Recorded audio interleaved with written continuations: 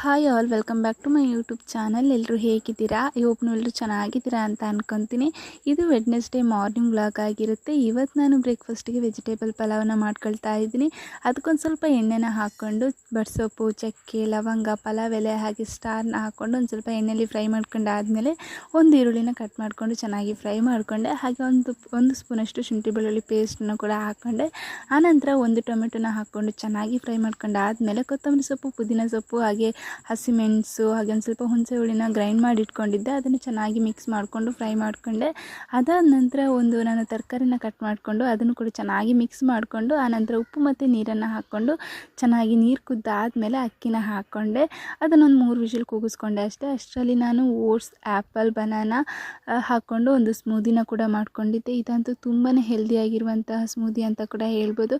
I hope ನಿಮ್ಮೆಲ್ರಿಗೂ ಈ video ಇಷ್ಟ ಆಗ್ಬೋದು ಅಂತ ಅಂದ್ಕೊತೀನಿ. ಇಷ್ಟ ಆದರೆ ಒಂದೇ ಒಂದು ಲೈಕ್ ಮಾಡಿ.